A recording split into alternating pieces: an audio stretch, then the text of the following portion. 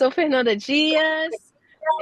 Estou aqui primeiramente para dizer que é muito bom ter todas e todos e todos vocês aqui. Sala cheia, 48 participantes e só aumentando o número de pessoas chegando no seminário. Eu sou pedagoga, atualmente sou doutoranda em antropologia e educação na Universidade de Colômbia. Sou também da equipe da Iniciativa Paulo Freire. Trabalho aí na coordenação com o professor Paulo. Sou mãe da Flora, que está aqui me chamando, então eu tenho que parar de falar exatamente agora. E vou passar a palavra para o professor Paulo, só para ele dar as boas-vindas para vocês e explicar um pouquinho o que é a Iniciativa Paulo Freire, antes da gente passar a palavra para nossa querida convidada, Sheila. Olá, todos e a todas. Vou apresentar muito brevemente a nossa iniciativa aqui na Universidade de Colômbia e também o trabalho que eu faço aqui como professor. Ah, Meu nome é Paulo Blickstein, eu sou professor aqui na Universidade de Colômbia no Teachers College, que é o equivalente da escola de educação da universidade. O Teachers College é a mais antiga e maior escola de educação dos Estados Unidos e foi a primeira também criada aqui nos Estados Unidos. Depois foi se integrou à Universidade do Mundo muitas décadas atrás e agora é parte da universidade.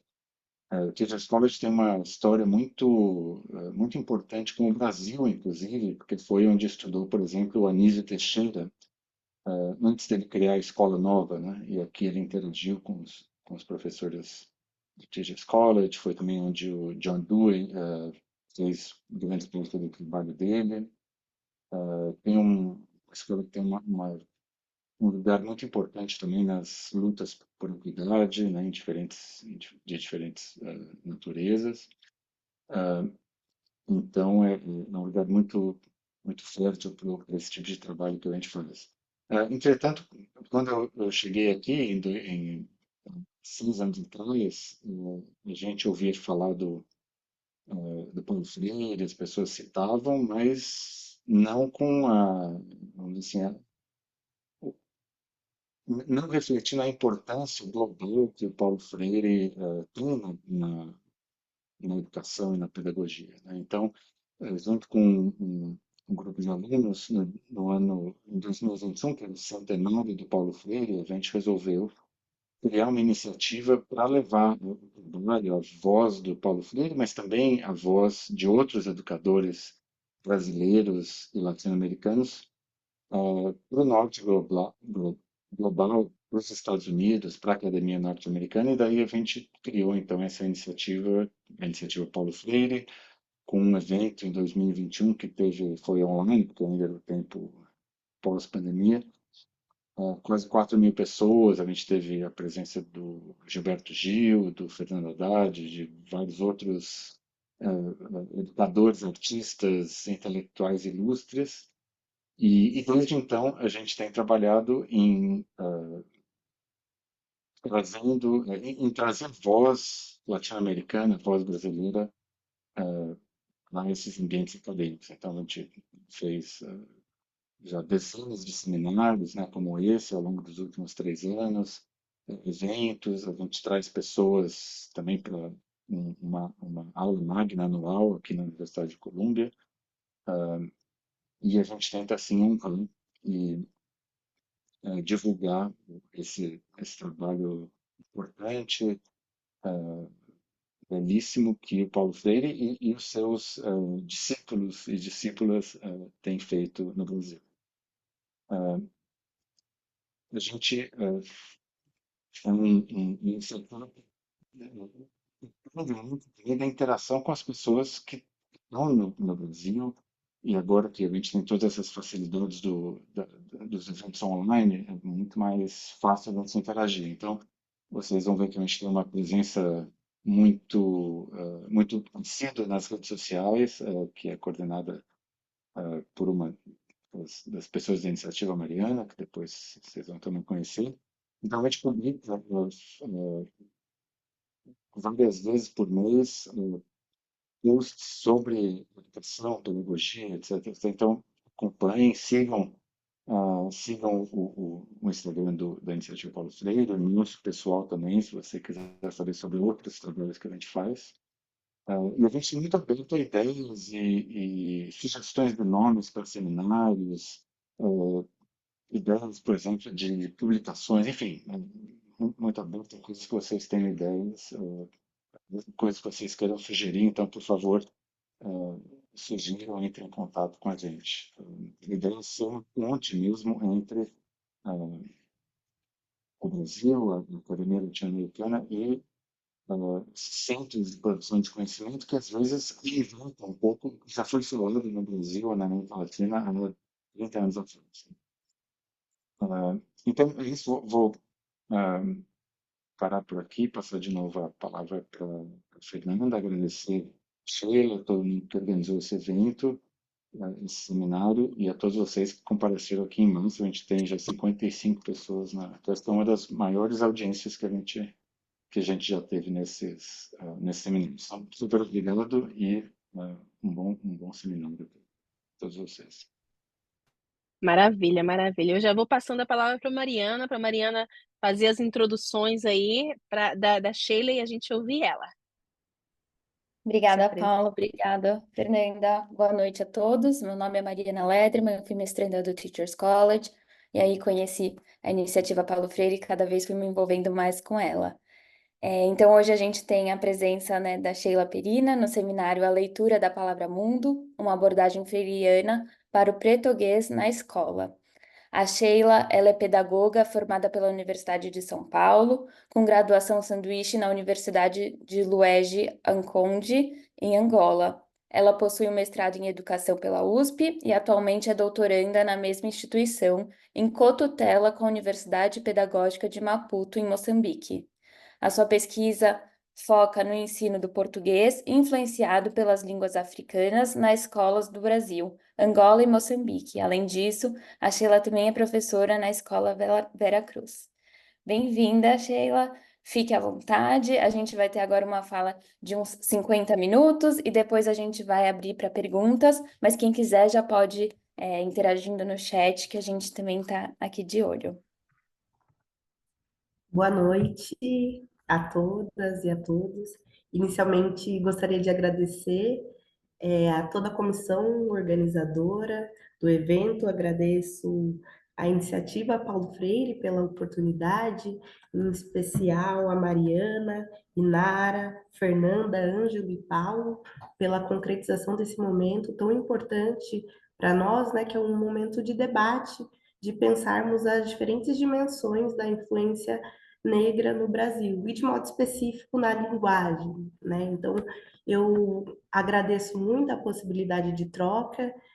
À luz de Paulo Freire, né, pretendemos fazer um diálogo a respeito do português.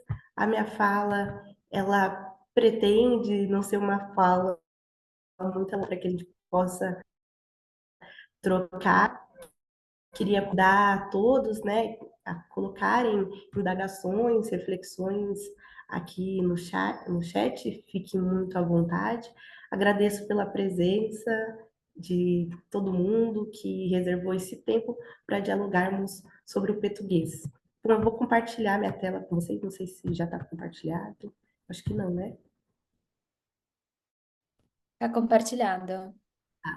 Então, vou voltar aqui. Só um minuto.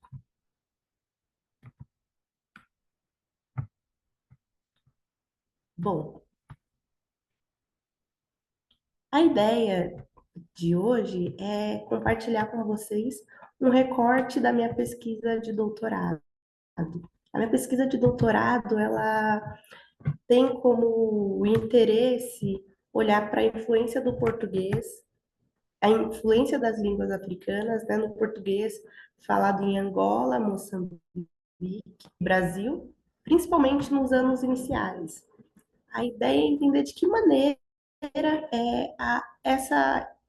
a influência dessas línguas estão presentes no cotidiano dos anos iniciais, principalmente na alfabetização. Para a noite de hoje, né, pretendo fazer um recorte olhando para o contexto brasileiro, especificamente. A apresentação ela está dividida em 3 partes. Vou passar aqui, só um minuto. Ah,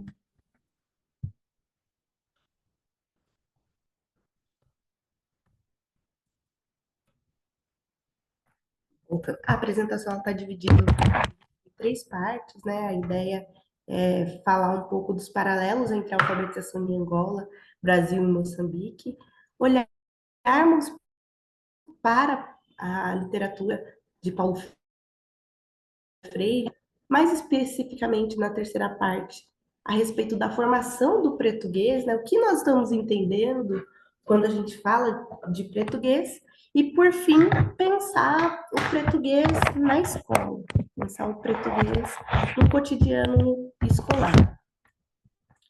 Bom, o meu interesse pelo português, né, esse momento do doutorado, que eu começo a investigar como acontece o ensino e também a aprendizagem do português influenciado pelas línguas africanas, é um processo que antecede a minha entrada no doutorado. Em 2000, trago até, inclusive, para vocês essa foto, que é, na verdade, uma página da revista Nova Escola, que saiu em 2014, que conta um pouco da minha experiência em Angola.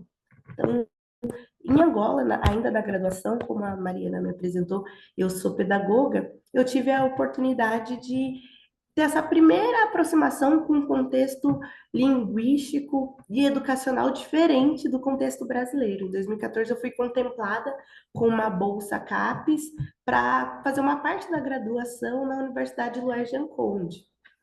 Durante esse período que eu estive na Universidade Luiz Conde, além de assistir as disciplinas e frequentar a escola, eu comecei a me interessar pela alfabetização. Nesse momento, eu desenvolvi uma pesquisa de iniciação científica que tem como título Enquanto Mamá Fala Chokwe, a escola me alfabetiza em português. Chokwe era a língua materna das crianças, né? Nessa foto que vocês podem ver, menorzinha, eu estou ali com os meus alunos angolanos. Nessa ocasião dessa foto, né, foi a minha primeira imersão na sala de aula. Até esse momento, eu estava no terceiro ano, no segundo ano da pedagogia e nunca havia entrado numa sala de aula. A ideia inicial era que eu pudesse atuar como auxiliar da professora, ao mesmo tempo que eu buscaria desenvolver a minha pesquisa de iniciação científica. No entanto, essa professora teve algumas questões de saúde, essas questões não tinha professora para assumir, e a minha primeira experiência como docente aconteceu em Angola, com crianças da primeira classe, né, que equivale ao nosso primeiro ano. Nessa ocasião, essas crianças eram falantes, em sua maioria, da língua Chokwe, eram alfabetizadas em português, e tem uma particularidade, né? Todo o material didático se utiliza da norma padrão de Portugal, porque Angola está no processo de normatização do português angolano. Então, essas crianças eram alfabetizadas em português, mas numa variedade que elas não era a variedade materna, né? A variedade materna dessas crianças era o português angolano. E eu, uma professora brasileira, dando aula para crianças angolanas, né? Foi uma experiência muito cativante. Eu fui professora de aproximadamente 100 crianças.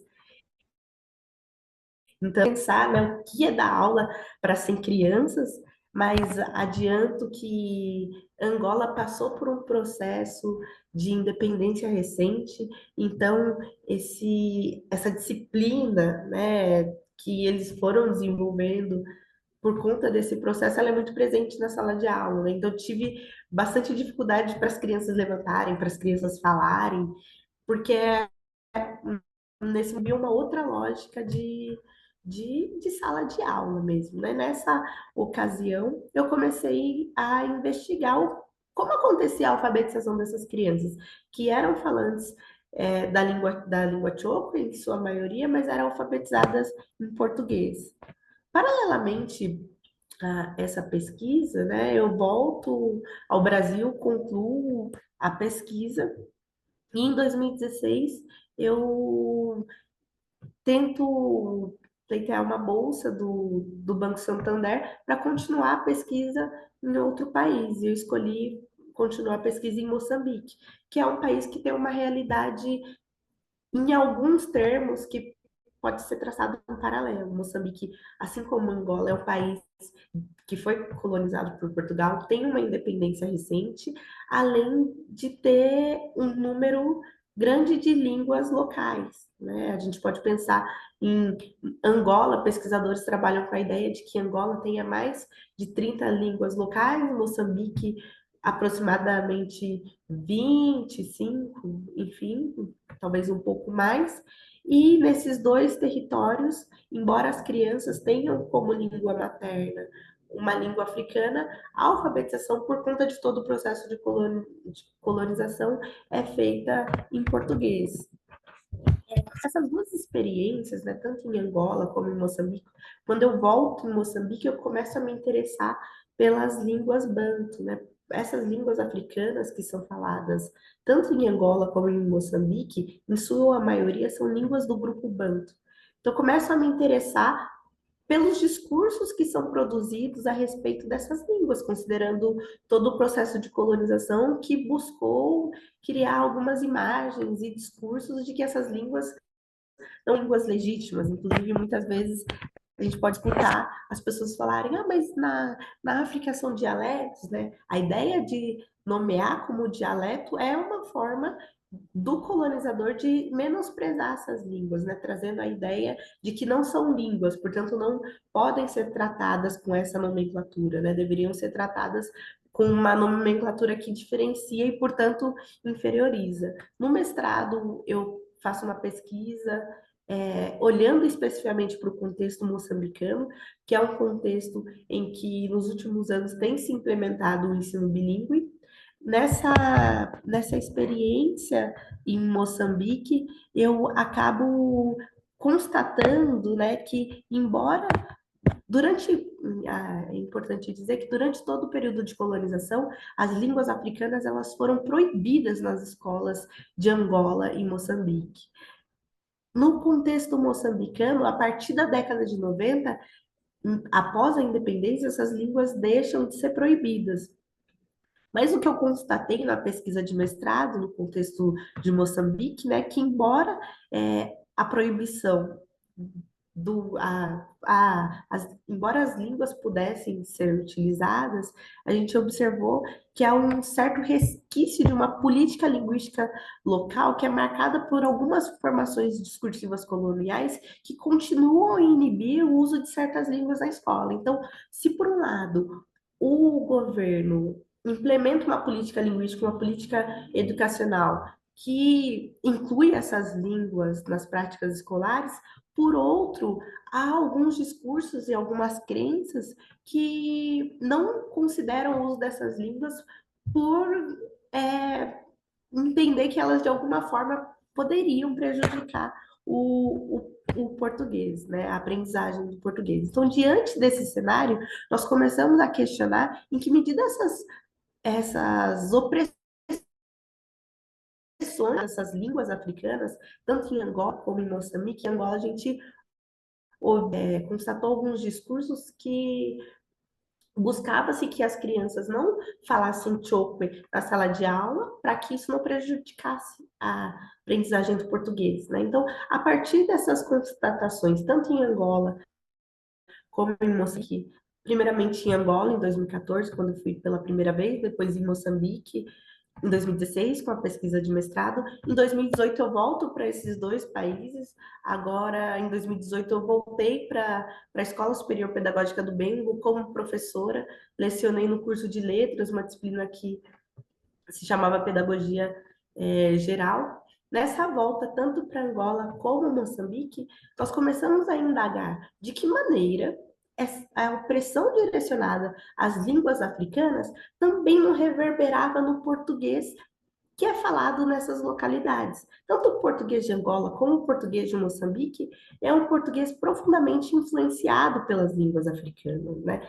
Então, nosso intuito era entender se, de certa maneira, as línguas africanas são marginalizadas dentro do território escolar, será que o português falado por essas crianças que carrega a marca das línguas africanas também sofre esse estigma? E aí, paralelamente, essa experiência em Angola e Moçambique, né, eu volto para a minha experiência no Brasil, como professora, mas também como uma estudante egressa de escola pública, né, em que a gente pode perceber que no cotidiano da escola há uma certa preocupação com o preconceito linguístico, mas, por outro lado, eu tenho reminiscências do passado, quando eu lembro de uma professora, quando eu estava na terceira série, naquela época era a terceira série, que me disse, olha, o jeito que você fala é um jeito que você deve falar só na sua casa, com a sua família, né? Aqui na escola você deve dizer de uma maneira específica. Esse discurso dessa professora, ele vem, né? Ele aparece na minha memória nesse contexto em que eu começo a pensar sobre a alfabetização em Angola e Moçambique. Então, de alguma maneira, eu comecei a traçar um certo paralelo entre esses três contextos, né? Tanto Angola, como Moçambique, como Brasil, a gente vai observar que as variedades do português popular, falado principalmente pelas crianças pobres, né, pelas crianças de origem popular, sofre um estigma. É uma variedade que frequentemente é estigmatizada. Então, o que a gente tem? Em Angola, em Moçambique, parte de uma população que é falante de uma língua africana, mas com a grande maioria das crianças sendo alfabetizadas em português, e utilizando a norma padrão de Portugal, um resquício das políticas linguísticas colonial, dessa opressão colonial. E no Brasil, a gente tem uma forte estigmatização das variedades populares do português, conjuntamente com um certo apagamento das influências das línguas africanas, principalmente nos documentos oficiais, né? Se nós olharmos, por exemplo, para o PCN, ou mesmo para a BNCC, né? Nós vamos observar que esses documentos curriculares dos anos iniciais, eles não trazem a contribuição negra na linguagem, né? Nós não vemos de que maneira esses documentos trazem essa influência. Houve um apagamento, né? um silenciamento. Essa variedade do português do Brasil ela é tratada como uma variedade mista, mas não se menciona a contribuição negra. Então, esses três contextos de Moçambique, do Brasil, né, começaram a me fazer pensar nessa alfabetização que acontece dentro de um contexto em que muitas vezes a variedade materna do aluno ela vai sofrer um estigma. E aí gostaria de, inclusive, né, fazer um convite. Acho que talvez muitas pessoas já tenham lido esse livro, que é A Importância do Ato de Ler, em 3 textos. É um livro em 3 artigos que se completam, né? É um livro do Paulo Freire. Eu acho que para quem já leu, eu acho que vale reler, porque é um texto lindo, é uma leitura gostosa, e é cativante observar a maneira como o Paulo Freire, ele revisita a sua infância, né, suas primeiras percepções de mundo, ele vai até a sua infância no Recife, nesse texto, relembrando a sua casa, onde ele nasceu, o ambiente ao seu redor. Em seu texto, Paulo Freire, ele revive essa presença da infância, né? E ele vai trazendo as lembranças das copas das árvores, de seu pai, dos animais, da rua, tudo isso para rememorar um pouco do que foi a sua alfabetização. Peço licença, inclusive, para ler esse trecho que eu separei, né, desse texto do Paulo Freire, que ele diz: a decifração da palavra fluía naturalmente da leitura do mundo particular. Não era algo que se estivesse dando supostamente a ele. Fui alfabetizado no chão do quintal de minha casa, à sombra das mangueiras, com palavras do meu mundo e não do mundo maior de meus pais. O chão foi meu quadro negro, gravetos, o meu giz. Por isso que, por isso é que ao chegar à escolinha particular Eunice Vasconcelos, cujo desaparecimento recente me feriu e me doeu, e a quem presto agora uma homenagem, sentia que já estava alfabetizada. Eunice continuou e aprofundou o trabalho de meus pais. Com ela, a leitura da palavra, da frase, da sentença jamais significou uma ruptura com a leitura do mundo. Com ela, a leitura da palavra foi a leitura da palavra mundo. Bom, chama a atenção desse trecho do texto do Paulo Freire, né? De modo específico, no que ele conta que a alfabetização dele já com a leitura do mundo, muito a aprendizagem da palavra mundo, né? Uma, que está interconectada com a experiência. E o que eu trago, né? Em que medida a gente pode considerar que crianças de Angola, de Moçambique, crianças brasileiras populares têm a possibilidade de viver uma alfabetização, viver uma aprendizagem da leitura que não signifique a ruptura com a sua palavra mundo, né? Que seja uma leitura da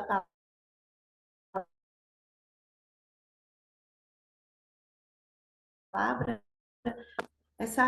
Esse questionamento do Paulo Freire, ele tem me mobilizado profundamente, né? E até acho que essa frase, né, a leitura do mundo precede a leitura da palavra, é uma das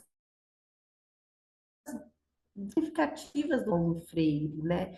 Que ele foi uma frase que ele proferiu durante a abertura do Congresso Brasileiro de Leitura em 1981.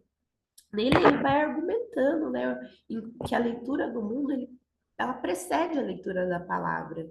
Em outras palavras, né, antes das pessoas aprenderem a ler, a escrever, ela já tem uma compreensão do mundo ao seu redor, das suas experiências, observações, interações. E essa leitura do mundo é uma forma de conhecimento em que cada sujeito constrói com base no seu contexto cultural e histórico. O que Paulo Freire ele propõe é que a leitura da palavra deve ser entendida também, né, como uma extensão da leitura do mundo.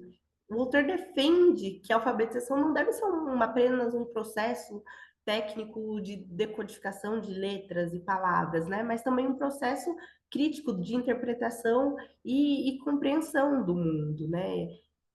De maneira geral, a gente poderia considerar que a leitura da palavra mundo envolve uma integração entre a leitura das palavras escritas e a leitura crítica do mundo.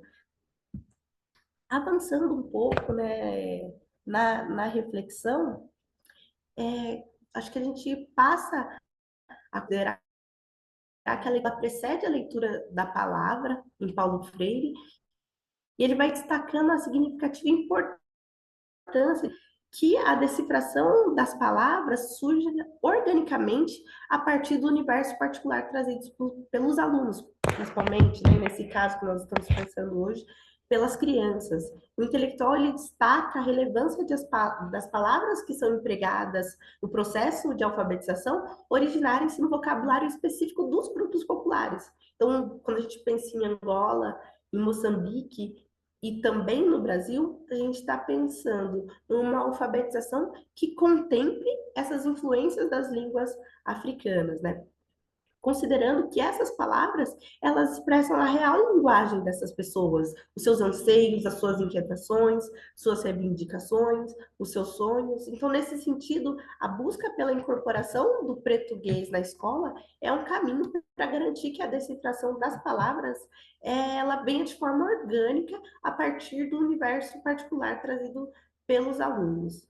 Bom, eu acho que até aqui fui trazendo essa ideia da importância de que no cotidiano da alfabetização, mas ao longo de toda a escolarização, a leitura da palavra não signifique um rompimento com a leitura do mundo, né? E trago, inclusive, no título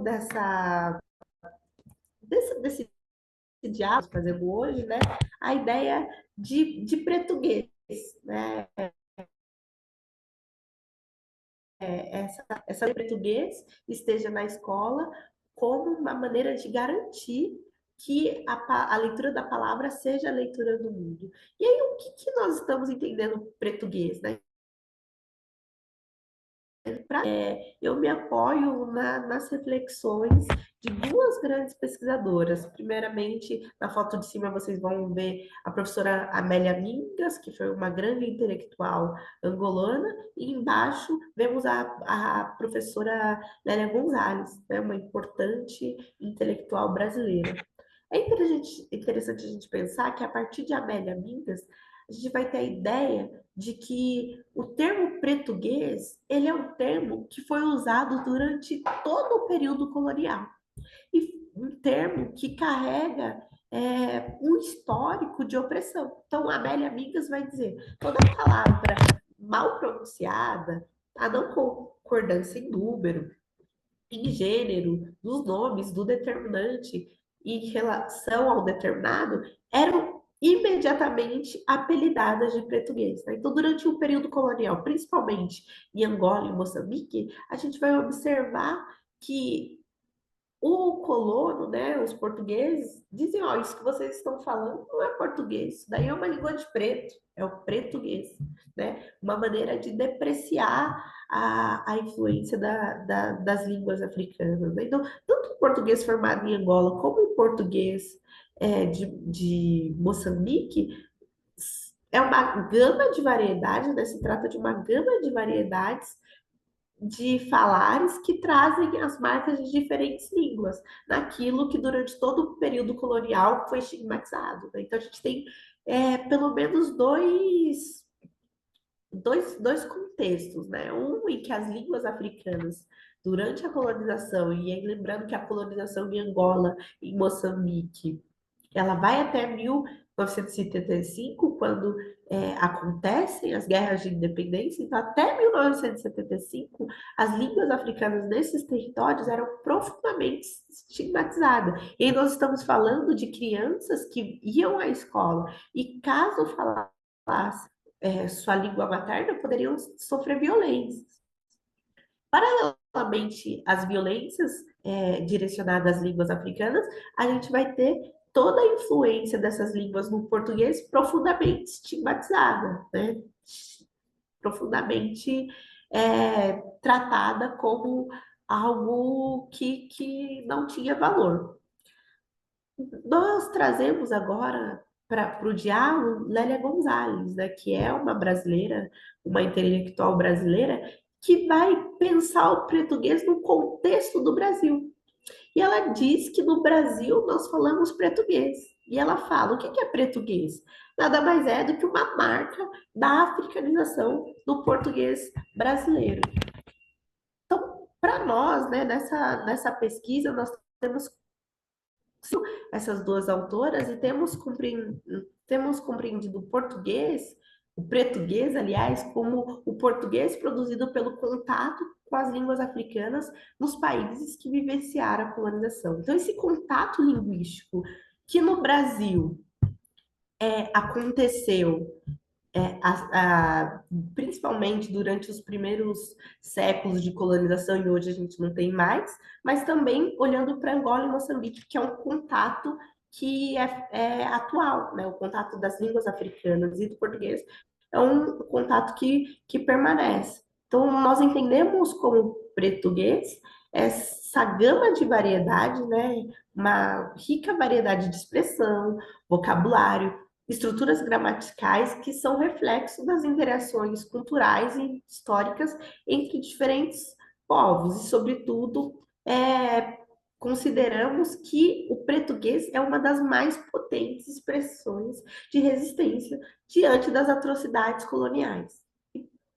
Tem uma série, a gente tem um grupo de linguistas brasileiros que trazem a informação de que o português brasileiro ele se diferencia do português de Portugal por conta da contribuição das línguas indígenas, mas principalmente pela contribuição das línguas africanas. Né? O nosso português ele se torna tão diferente do português de Portugal por conta da influência das línguas africanas. E é importante a gente dizer o quanto, ao longo dos séculos, essa informação foi uma informação que nos foi negada, né? O quanto que a gente sabe a respeito do nosso português, né? O quanto a gente sabe e o quanto é ensinado nas nossas escolas que o modo de falar é um modo de falar profundamente africano. É um modo de falar que traz uma influência principalmente das línguas bantu, esse grupo de mais de 500 línguas que são faladas em diferentes regiões do continente africano. Então, para a gente entender essa aproximação, né, entender esse sentido que a gente vai construindo, de que tanto em Angola, como Moçambique, como o Brasil, vamos encontrar variedades do português, né? Estamos entendendo variedades do português, uma série de realizações do português que são influenciadas por diferentes línguas locais. Então, em Moçambique, a gente vai ter um português que é profundamente um português, e, portanto, que é bastante influenciado por línguas como o Xangana, línguas como também o português, que pode ser uma gama de variedades que são influenciadas tanto pelo Umbundo, pelo Chope, pelo Kikongo. E no Brasil, a gente vai ver uma influência muito grande, principalmente do Quimbundo, do Umbundo e do Kikongo, que são línguas que são faladas ali onde está Angola e talvez um pouquinho da República Democrática do Congo, né? Então, quando a gente fala de português, a gente está entendendo essas diferentes realizações do português. Para entender um pouco, né, dessa formação da nossa língua, daquilo que a gente está entendendo com português, nós propomos um olhar para a história do Brasil, né? Para esse contato da língua portuguesa e das línguas africanas através das lentes da história brasileira. Bom, vamos ver aqui desse primeiro mapa, bem do ladinho, né? Que tanto o continente africano como o continente africano, vemos aqui Angola e Moçambique, especificamente, porque aqui estamos tratando da língua portuguesa, então a gente não vai olhar para os outros países que também também tiveram pessoas sequestradas e trazidas para o Brasil, né? Nesse momento a gente focaliza Angola e Moçambique, né? Começamos a explorar essas duas localidades que durante muitos anos serviram como um mercado de escravização, né? Então a gente começa explorando esse encontro da língua portuguesa e das línguas africanas através da lente da história do Brasil. Nessa região que é conhecida como Angola, desenvolveu uma estrutura de comércio de pessoas escravizadas voltadas para o mercado brasileiro. E é importante a gente dizer, né, que quando a gente pensa no Brasil uma ancestralidade africana, uma parte significativa dessa ancestralidade é uma ancestralidade que saiu dessa região de Angola, da República Democrática do Congo. E nesse momento que essas pessoas eram sequestradas em diferentes localidades, iam para esses portos de Luanda, Porto de Benguela, essas pessoas eram colocadas numa concentração forçada e prolongada. Então, essas pessoas eram obrigadas a ficar ali durante meses, esperando o momento que elas seriam trazidas para o Brasil. E essa condição transitória se implementou uma política linguística que pretendia enfraquecer a possibilidade de levante, para que essas pessoas não se colocassem para reivindicar os seus direitos, né? Então, a estratégia do colonizador era colocar pessoas falantes de diferentes línguas. Então, eles buscavam conseguir uma certa heterogeneidade, né? Para que eles acreditavam que isso faria com que as pessoas tivessem menos possibilidade de se comunicar. essa política linguística acontecia também chegando no Brasil. Então, quando eles chegavam no Brasil, a ideia é de que essas pessoas fossem levadas para diferentes territórios em que elas não encontrassem falantes das mesmas línguas. Então, a gente vai ver que desde o início desse contato do português com as línguas africanas na história do Brasil, a gente já vê um projeto, uma tentativa de ceifar a vida dessas línguas. Bom,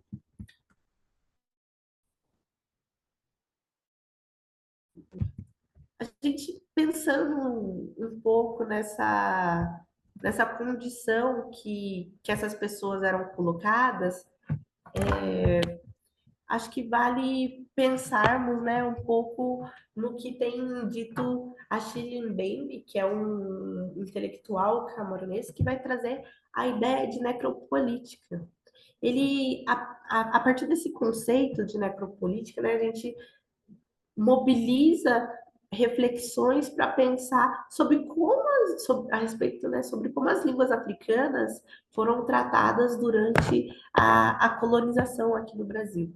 Mas a princípio acho que é importante a gente entender o que a Achille Mbembe tem tratado como necropolítica, né? Então ele faz essa combinação de necro, morte e política, sugerindo que há uma política de morte, ou seja, uma forma de governança que se baseia na administração da morte. E ele argumenta que, além de exercer o controle sobre a vida das pessoas, os estados modernos, eles também decidem quem deve morrer. Então, quando a gente pensa em necropolítica, aqui no Brasil a gente pode refletir, por exemplo, a respeito das inúmeras violências que as pessoas negras vivenciam diariamente, né? Inúmeras violências que os homens negros vivenciam e o quanto isso não reflete uma mobilização do Estado, muito pelo contrário, né? Como se o Estado está a serviço da morte dessas pessoas. Mas a Chimbembe vai trazer a ideia de que a necropolítica ela está presente nos Estados modernos, ele destaca também a presença da necropolítica no Estado nazista, né, como um exemplo extremo desse exercício do direito de matar, e ele observa que nesse contexto do Estado nazista, né, o regime nazista ele não visava apenas controlar a vida das pessoas, né, mas ele buscava ativamente exterminar certos grupos que eram considerados indesejáveis. E o autor vai trazer a ideia de que a gênese dessa busca pelo extermínio de alguns grupos pode ser encontrada no período colonial. E ele argumenta que o colonizou um terreno fértil para a formação de uma mentalidade que desumaniza certos grupos e justifica a violência e exploração em nome do poder, do lucro, né? Essa mentalidade, segundo a Achille Mbembe, foi posteriormente incorporada pelo Estado nazista e pelo Estado moderno, mas tem a sua gênese no período colonial. Então, a partir desse conceito de necropolítica que vai dizer de uma política de morte, né, a gente mobiliza as reflexões do autor para pensar na situação das línguas africanas e dos sujeitos falantes dessas línguas, né? A partir do conceito de necropolítica, a gente observa que as ações dos colonizadores em relação às pessoas colonizadas no Brasil e também escravizadas, né? Ela vai além dessa mera subjugação dos colonizados. A gente destaca também essa tentativa de eliminação dos corpos e das identidades que, de certa forma, desafiavam a ordem colonial. Então, a necropolítica ela não se limita à tentativa de dominação, mas ela traz essa ideia de aniquilação física e aniquilação cultural. O que a gente vai observar durante todo o período colonial no Brasil é uma tentativa de aniquilação das línguas africanas no território brasileiro. Nós temos dados que demonstram que durante o período de colonização no Brasil, foram faladas aproximadamente 300 línguas africanas, né? E quando a gente questiona onde estão essas línguas hoje, a gente pode observar o tanto que houve uma ação necropolítica no campo das línguas, né? Uma tentativa de aniquilar não só as línguas, mas também os seus falantes. E aí, nesse sentido, a gente chama atenção a gente categorizar, né, uma dimensão concreta dessa tentativa de aniquilação, uma dimensão simbólica e uma dimensão concreta simbólica. Nessa foto que nós vemos ao lado do livro Necropolítica, nós vemos a figura de Anastácia. A história de Anastácia é uma história complexa, né? Não se tem dados que atestam de fato o que aconteceu, mas que algumas pesquisas vão dizer que Anastácia era uma mulher de origem nigeriana, outros vão dizer que é uma mulher de origem angolana. Nesses dois casos, Anastácia é tratada e é vista como uma princesa que foi castigada com essa mordaça na boca. Não se sabe ao certo por qual motivo. Alguns dizem que foi pelo fato dela ter ajudado algumas pessoas a fugirem. Outros diziam que a sua beleza chamava a atenção, né? Mas em todo caso, a figura da Anastácia, ela demonstra o quanto, ao longo de todo o período de colonização, as pessoas negras elas tiveram o seu direito de falar interditado. Né? Nós vemos nessa imagem essa interdição do direito de falar, de se alimentar, o direito de vivenciar uma vida com algum grau de humanidade. Né? Então, esse castigo que foi dado, essa violência que foi atribuída a Anastácia, a gente pode inclusive observar o quanto se trata de uma ação que tem um caráter necropolítico, né? Tem um viés de morte. Né? Quando você proíbe uma pessoa de falar, de se alimentar, de alguma maneira você está, aliás, de várias maneiras, você está contribuindo para a morte dessas pessoas. E aí, paralelamente, essa dimensão concreta dessa interdição dos falares africanos, a gente vai ter outras, né? Então, a gente pode trabalhar com a ideia dessa dimensão simbólica. Então, durante a colonização, as línguas africanas eram chamadas de língua do cão, na tentativa de desumanizar essas línguas, ou mesmo o uso do termo dialeto, um termo muito frequente, mas que traz essa ideia de que não são línguas, né, tem um status inferior, e paralelamente a gente vai ter as políticas linguísticas, né, que inibiam as pessoas de falar. Como um registro, né, da situação que essas pessoas vivenciaram ao longo de toda a colonização, eu gostaria de compartilhar com vocês um trecho que nos anos 80, de uma senhora, a senhora se chama Benedita, e ela contou da sua experiência, né, da experiência, aliás, de seus avós, de seus pais.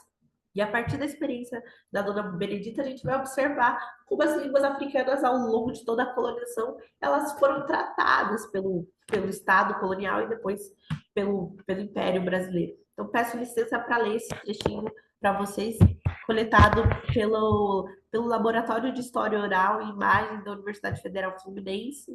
O título desse material se chama Memórias de Cativeiro, Narrativas.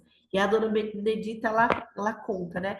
Ela diz: meus avós vieram de Moçambique, contam que ficavam entre eles conversando na língua deles. Quando o senhor via que eles estavam conversando na língua africana, gritava: não é para falar, não é para falar mais. Tiveram que perder a língua à força.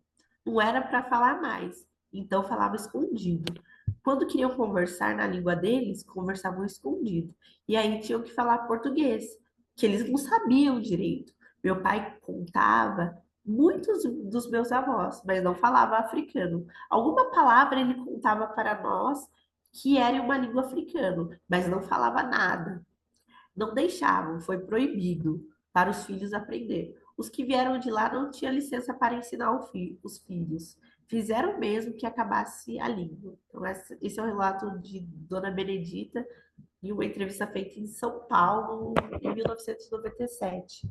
Esse relato da Dona Benedita, ele traz elementos que eu acho bastante primoroso, né? Ele vai demonstrar que se, por um lado, havia uma política linguística que buscava restringir o contato das pessoas falantes de línguas próximas, essa política não era efetiva, porque a gente tem aqui os bisavós da Dona Benedita, que ambos eram de Moçambique e falavam a mesma língua. Mas a gente vai ver esse processo necropolítico quando a Dona Benedita conta dessa violência, né? Então essas pessoas não poderiam falar a língua dela, as línguas dela, e o fato de que essa língua é passada para o pai e nem para a Dona Benedita. Né? Então a gente tem um cenário em que havia uma série de línguas africanas e essas línguas desaparecem. A presença das línguas africanas no Brasil,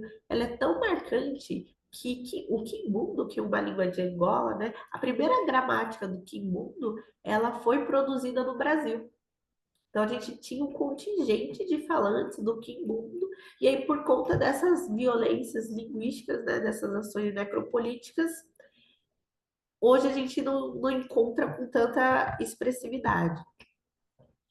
Mas é interessante a gente pensar, né, que se por um lado existe uma série de violências, né, ao lado das violências, a gente sempre vai encontrar processo de resistência. E aqui no canto da foto a gente vai poder encontrar uma ilustração do Quilombo dos Palmares, que é uma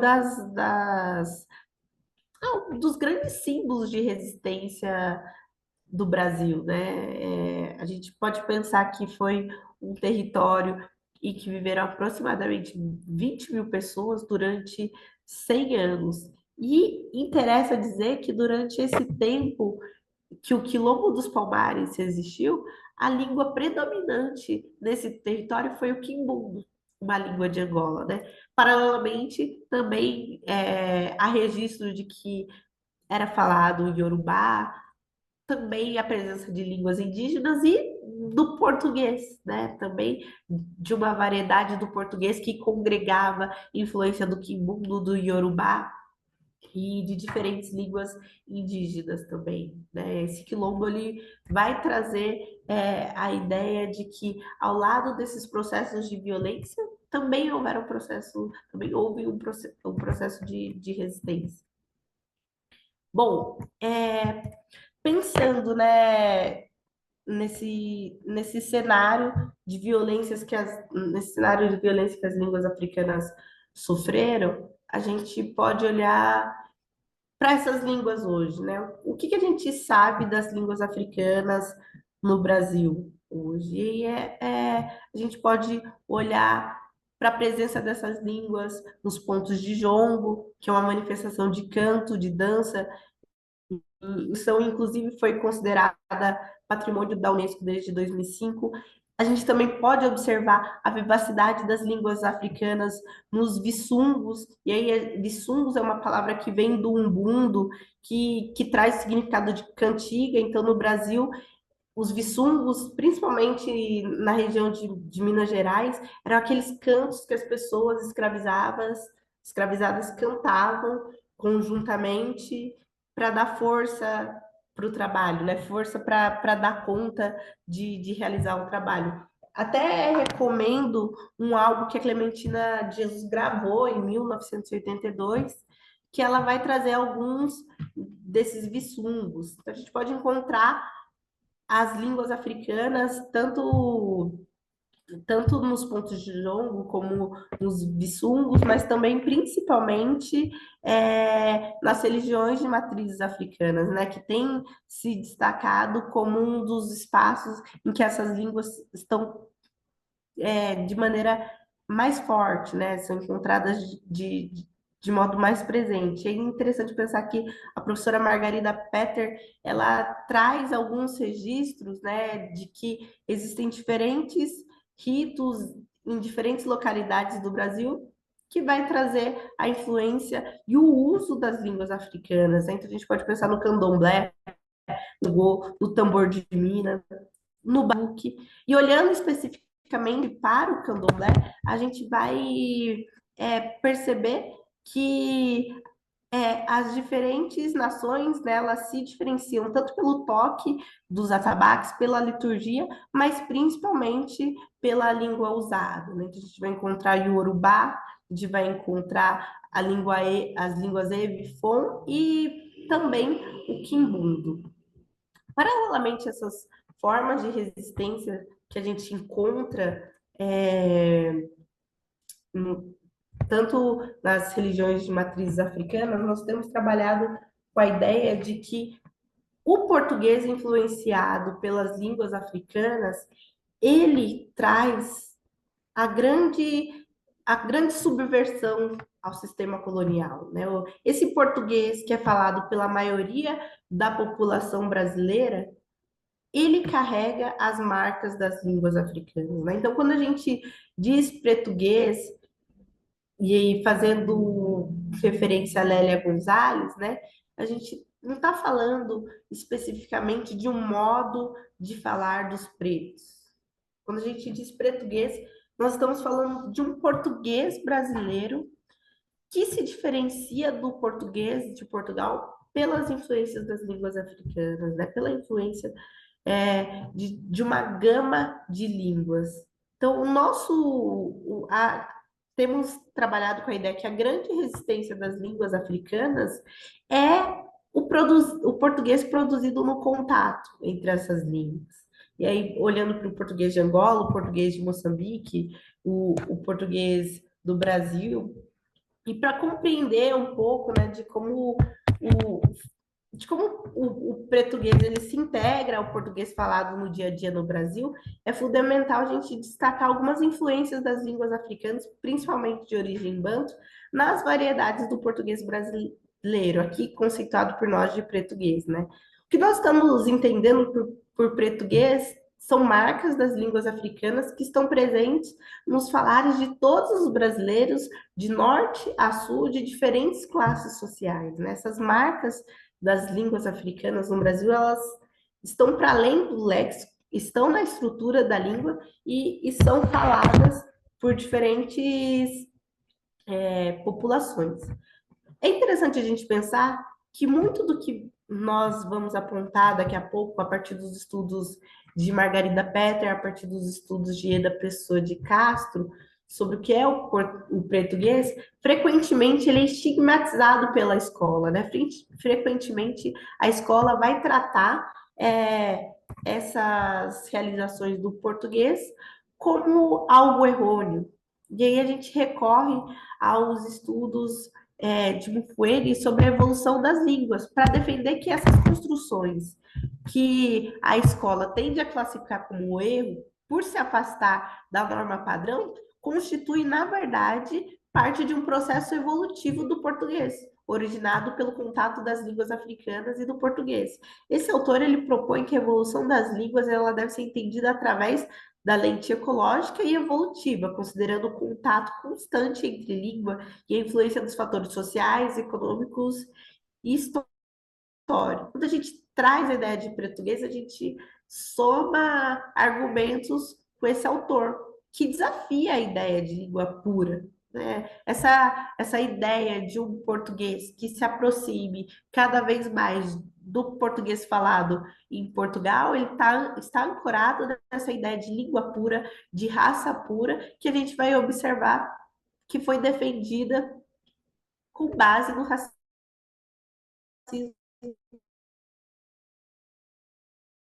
da língua correta.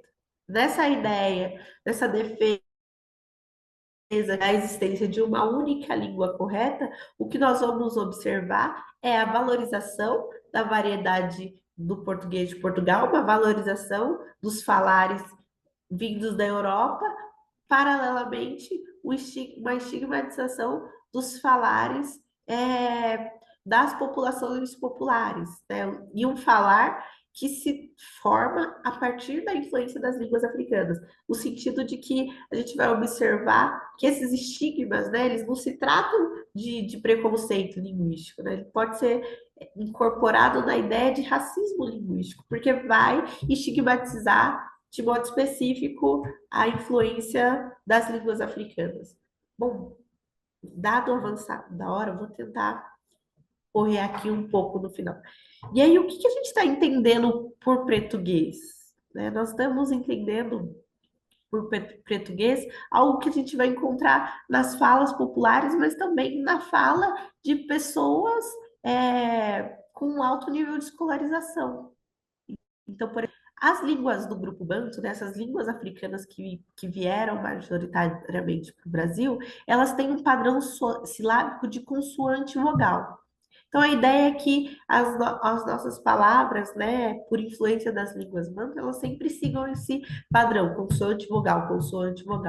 O que gera um certo apagamento do R final dos infinitivos verbais. Então, é muito comum nessa fala descontraída, e principalmente na fala dos populares, a gente escutar as pessoas dizendo falar, brincar, trabalhar, e não falar, brincar, trabalhar. A gente vai observar que esse infinitivo ele aparece principalmente em uma fala cuidada, mas no momento de de tranquilidade, de descontração, a gente vai observar que esse R infinitivo ele some, e é uma influência das línguas africanas, né? Das línguas banto. Outra coisa é que esse nosso jeito de falar consoante, vogal, consoante, vogal, consoante, vogal, ele vai dar um certo ritmo à nossa fala. Então, sem aquela correria que é característica da fala portuguesa. Então, principalmente quem já esteve fora ou vai ouvir pessoas que falaram, nossa, os brasileiros falam cantado, né? Por que nós parece que nós falamos cantado? É por conta desse ritmo que vem das línguas bantus, desse padrão, né? Consoante, vogal. Então, traz um certo ritmo para nossa fala. Um outro aspecto que também pode ser identificado como parte do português é uma pronúncia que aparece muitas vezes de maneira descontraída, né, entre os brasileiros, onde há uma tendência de redução desse dígrafo ND, né, principalmente nas formas do gerúndio. Então, a gente diz falando, dizendo, e não falando, dizendo, né, traz uma certa nasalização. E é uma forma que aparece também por conta das influências das línguas bantu, daquilo que a gente está chamando de português.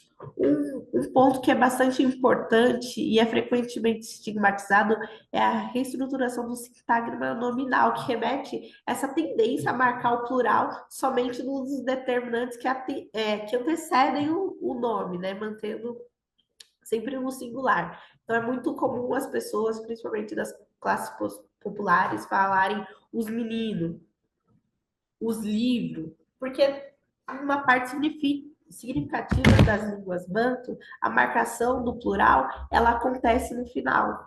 Ela não é marcada duas vezes, né? Os meninos. Se você marca dentro da estrutura das línguas bantu, a marcação do plural, ela acontece nesse início da frase. Então, a aprendizagem do português por essas pessoas que tinham como uma língua materna uma língua bantu foi construindo uma nova maneira de falar português, né? Um novo jeito de pronunciar o português no mundo.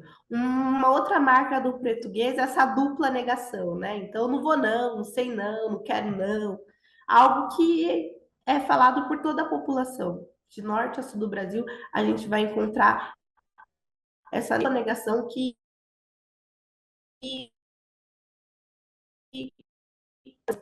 e aí olhar para o mundo, uma das línguas que trazem essa ideia de dupla negação.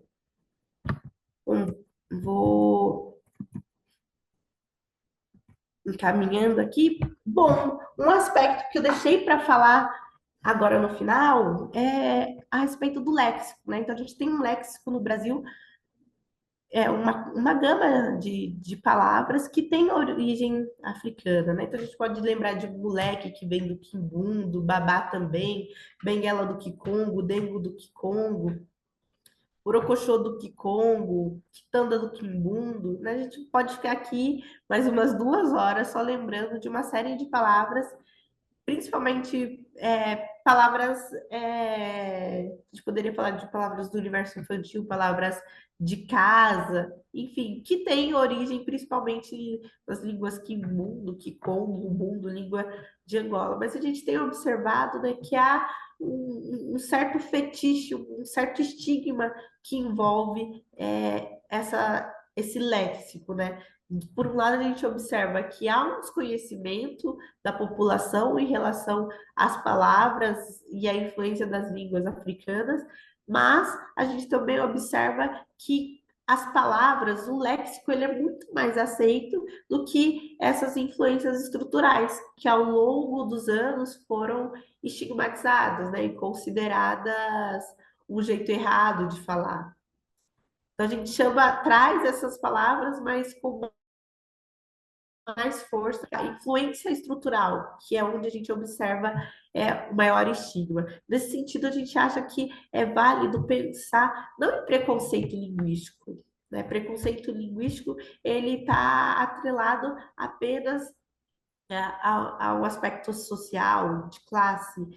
Quando a gente olha para essa influência das línguas africanas e desses estigmas que são direcionados aos falantes dessas línguas, a gente pensa que esse estigma ele tem uma origem racial, né? Porque a influência é por conta de uma língua africana, né? Então, pensamos que o melhor termo é racismo linguístico, né? Ou ainda uma intersecção entre racismo e também uma intersecção entre o social, o racial, e pensando em Angola e Moçambique, a gente olha para uma intersecção entre a etnia.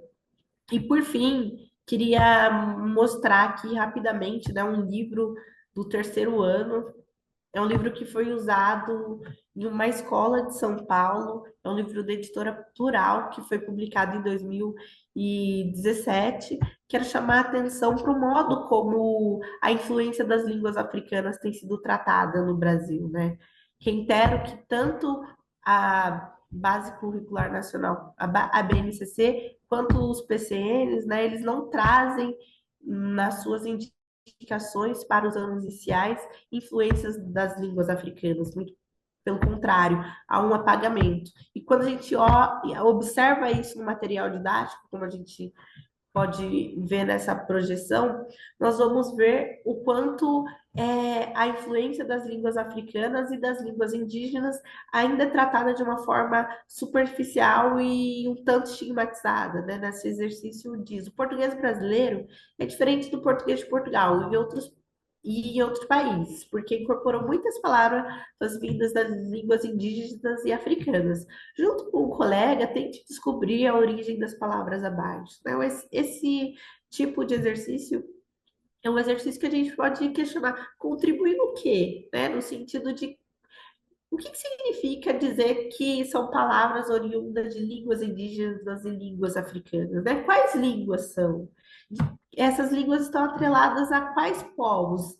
Estão localizadas em quais países? Né? Pensando na população indígena, quais territórios? Né? Então, a gente vai observar que esse tipo de exercício, que é muitas vezes o modo como as línguas africanas aparecem na escola, é um tanto superficial, né? Não traz a riqueza, não traz essa relação com um povo específico, com o país de origem, né? Me parece que é algo que é muito pontual, né? Algo que precisaria ser desenvolvido muito mais.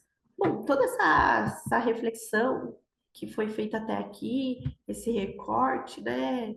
Foi no sentido de que fico pensando, né, o quão significativo seria, e será, porque eu acredito nisso, que as nossas crianças tenham a possibilidade de compreender que quando elas não marcam o plural, não é simplesmente porque elas estão falando errado, muito pelo contrário, quando elas não marcam o plural duas vezes, está relacionado a uma influência das línguas do grupo Banto, das línguas africanas, né? Entender que essa dupla negação presente nos falares de diferentes populações no Brasil tem uma origem africana, né? Marca a resistência dessas línguas frente às diferentes ações necropolíticas que foram implementadas durante a colonização. O português que nós falamos, esse português, é uma marca dessa influência que as línguas africanas deixaram nos nossos falares, né? E o que nós temos trabalhado é para que as nossas crianças, na alfabetização e durante todos os anos subsequentes, tenham a possibilidade de ter uma leitura do mundo e uma leitura da palavra que esteja em conexão, né? Que tanto o contexto imediato dessas crianças, esse contexto que elas trazem de casa, mas esse contexto histórico que está presente na língua faça parte da alfabetização, que a criança entenda que muitas vezes quando ela escreve trabalhar e não trabalhar, se trata de uma marca de resistência, né? O português, essa influência das línguas africanas no português é uma marca dessa possibilidade, dessa força que o povo negro tem. Então a gente tem refletido, né, o quanto incorporar o português na escola é possibilitar que as nossas crianças, né, assim como já buscou Paulo Freire, tenham a possibilidade de fazer uma leitura da palavra que seja também uma leitura do mundo. Bom, acho que eu avancei um pouco do horário, mas a princípio era isso. E Canimambo, que é muito obrigada em Xangana, e vida longa ao português. Perfeito, Sheila. Sheila, gostaria de agradecer. Muitíssimo obrigado por essa aula maravilhosa que você nos deu. Eu estava aqui falando com a galera o quão contemplado como ser humano eu estou com essa apresentação que você fez e em paz comigo por muitas das coisas que eu falo no meu dia a dia. Então, gostaria mesmo de te agradecer. E só vou puxar aqui uma pergunta que veio do chat, que fala: Sheila, você considera que tais palavras precisam ser mais trabalhadas e apresentadas aos estudantes? Isso seria uma ação esperada da pedagogia decolonial? Ou você sugere outra abordagem importante de ser realizada nas escolas para que os estudantes conheçam de onde vem nossa língua portuguesa, aquela construída como resistência dos povos explorados? Muito obrigada pela pergunta. Agradeço também você, Ângelo, pelas palavras. Agradeço todo mundo que ficou depois de um dia de trabalho até essa hora aqui comigo, mandando boas energias e também participando dessa reflexão. Bom, eu acredito sim que é de fundamental importância que o léxico de origem africana ele seja ensinado na escola, né? Eu acho que não me oponho a isso, muito pelo contrário. Mas eu sempre acho importante a gente se deslocar da ideia de uma palavra de origem africana para aprofundar, né? É uma palavra que vem do Kimbundu. O Kimbundu é um povo de Angola, é um povo que tem uma história, é um povo que teve uma rainha, que é a rainha Ginga, que lutou contra a escravização. Então, a importância é não, ao meu ver, né, é não pararmos nesse lugar de, essa palavra é uma palavra de origem africana, mas aprofundar, né, trazer essa África dentro das suas particularidades, trazer o que significa, né, para além desse termo africano. E também acho muito importante que a influência a nível estrutural ela também seja trabalhada conjuntamente com o léxico, porque tenho observado que há uma resistência, né, em trazer essa influência das línguas africanas, porque é uma influência que vai contra a norma padrão, né? Vai contra o que historicamente tem sido estabelecido como a língua brasileira, né? Como a única língua correta. E a gente vai observar que tem uma relação de poder, né? Apenas um público específico que domina essa variedade do português, né? Então, apontar que outros jeitos são tão legítimos quanto a norma padrão é sempre uma dificuldade para nós, né? É sempre um local de enfrentamento. Perfeito, Sheila. Eu esqueci foi de falar o nome da pessoa que perguntou. A pergunta foi da Sara Mello. Vou Obrigada. só fazer mais uma pergunta para a gente já ir encaminhando para o encerramento. É uma pergunta da Rayane Kelly, que ela fala: Sheila, gratidão por esse momento de partilha. Vai fugir um pouquinho do contexto, mas eu fiquei curiosa. Você teve acesso à língua de sinais angolana? Ah, não, não tive, mas tomei conhecimento que existe, mas não tive oportunidade de conhecê-la profundamente. Fiquei com vontade também agora, ouvindo esse questionamento. Muito legal. Então, pessoal, Ah, Ângela, se você quiser colocar mais uma, acho que dá. eu queria, caso mais alguém tenha mais alguma pergunta, deixo aberto. Deixa eu, então, colocar uma pergunta. Não era para ser a minha, mas bora lá. Sheila, primeiro, assim, é muito bom ver pesquisas como as suas sendo desenvolvidas nessa ponte, né, entre a diáspora africana do Brasil e os países africanos com os quais você está trabalhando. E para nós que trabalhamos há muitos anos com a Lei 10.639, é só um reforço da importância, né, de produzir e de reconhecer trabalhos que vêm e dizem não a esse extermínio mesmo, né? A essa política de extermínio e de apagamento da cultura negra, da contribuição da população negra para o Brasil como um todo, inclusive para a língua. Eu queria só, fiquei curiosa com relação a. Porque tudo isso tem. Tudo que você foi me falando me deixou com muitas ideias de abordagens práticas mesmo. Você foi falando, fui pensando enquanto professora, enquanto pedagoga, nossa, que projeto legal que isso pode dar, nossa, que ideia bacana para trabalhar aquele. E aí eu pensei nos jovens, especialmente quem trabalha com jovens, adolescentes das periferias, que vêm além dessa carga da língua africana que a gente, por muito tempo, aprendeu a chamar de dialetos, né?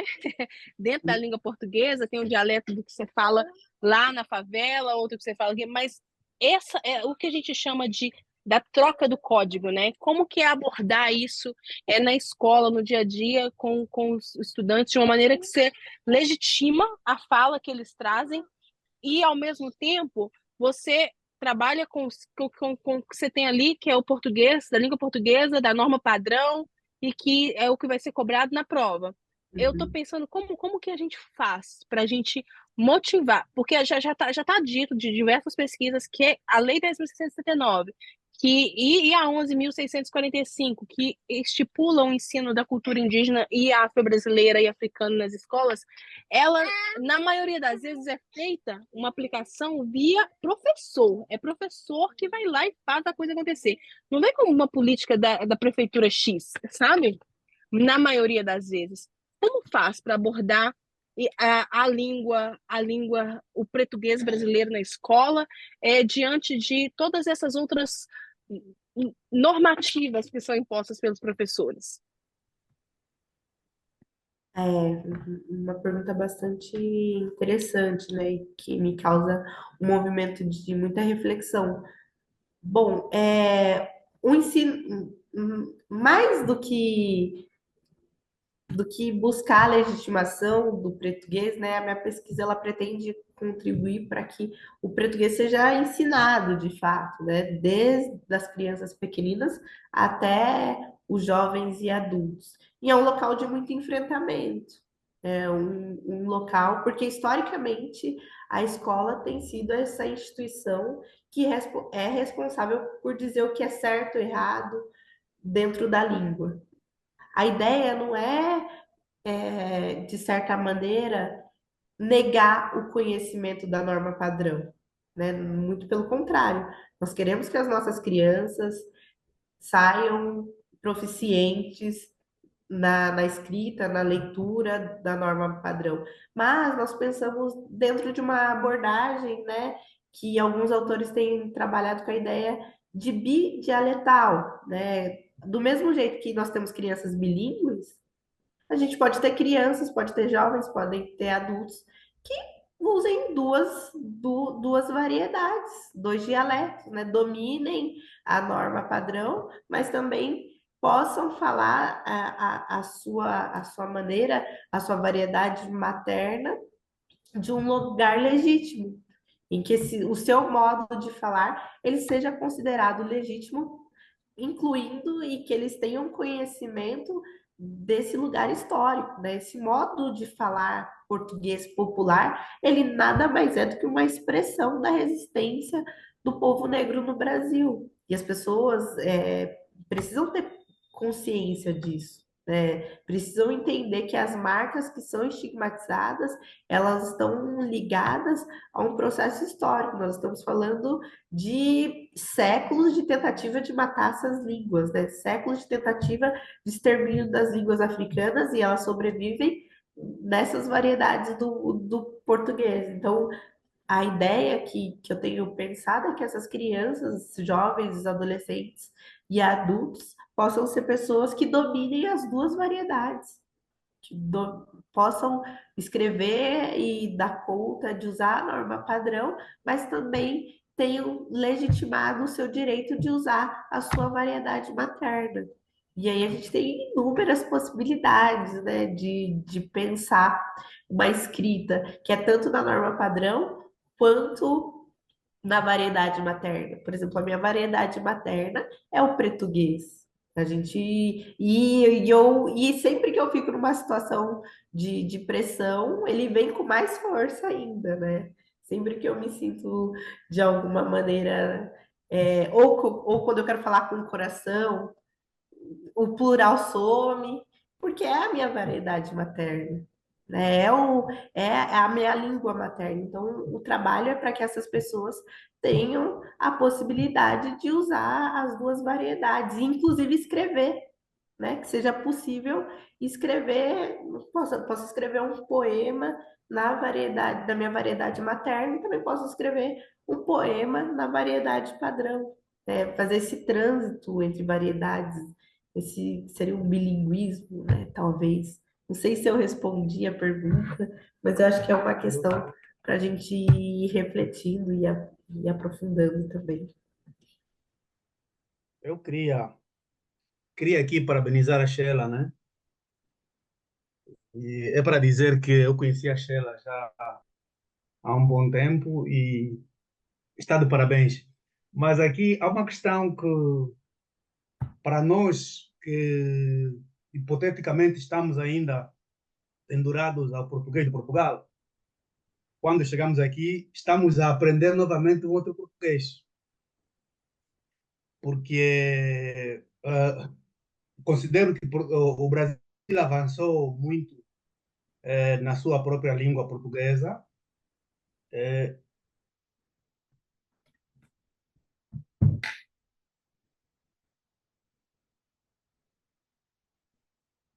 Eu parei de ouvir. Tô achando que ele perdeu a conexão. Pode ser. Pode ser. Mari, se você quiser ir encerrando, se ele voltar, a gente deixa ele concluir. Sim, lógico. Sheila, queria te agradecer demais. Acho que a gente podia passar o resto da noite aqui falando e conforme você foi respondendo as perguntas, outras foram surgindo no chat. Acho que as pessoas foram se sentindo mais à vontade e também fazendo outras conexões aí com o que elas vivem no dia a dia delas. A, a Maria tá mostrando um livro que eu gostaria muito que ela colocasse no chat o nome do livro, porque tá pequenininho, a gente não consegue ver. Então, se você puder colocar essa indicação, eu agradeço muito. Também vamos colocar no chat o Instagram. Ó, tem mais alguém que tem esse livro.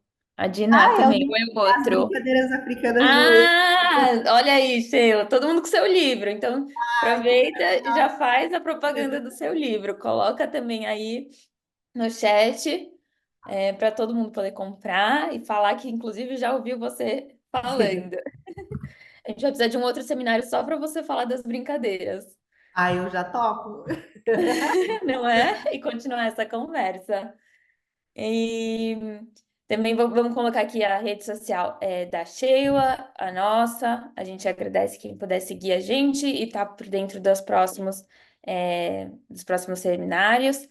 Já vou deixar aqui, vou compartilhar a tela para vocês verem. O nosso. Vocês estão vendo, então, né? O nosso próximo seminário, que vai ser a roda de conversa, exposição sobre a experiência com os alunos de Paulo Freire na produção do documentário 40 Horas na Memória, em Angicos, no Rio Grande do Norte. Junto com o jornalista Passos Júnior, vai ser daqui 2 quarta-feiras, então não a próxima, a outra, nesse mesmo horário. O link já está disponível para quem quiser se inscrever no nosso perfil do Instagram. Ele aparece ali no. Quando tem o perfil, aí tem o Linktree, que é um link que você clica e tem vários. Tanto vocês podem se inscrever para o próximo seminário, como vocês podem assistir os seminários que já passaram. Por exemplo, da Sheila maravilhoso, a gente vai por lá o quanto antes. Eu mesma já vou querer ver de novo, porque foi muita coisa, e agora poder ouvir com calma e ir anotando. Então, fica esse convite para vocês. Infelizmente, a gente tem uma questão de horário e por isso que a gente precisa terminar, mas eu convido vocês a continuarem mandando as perguntas para a Sheila, pode ser pelo Instagram dela, e a gente vai continuando esse papo.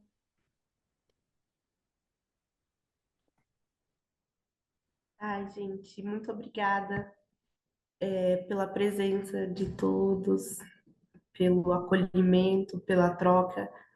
Agradeço todo mundo da iniciativa Paulo Freire, em especial a Mariana, pela possibilidade, pela confiança.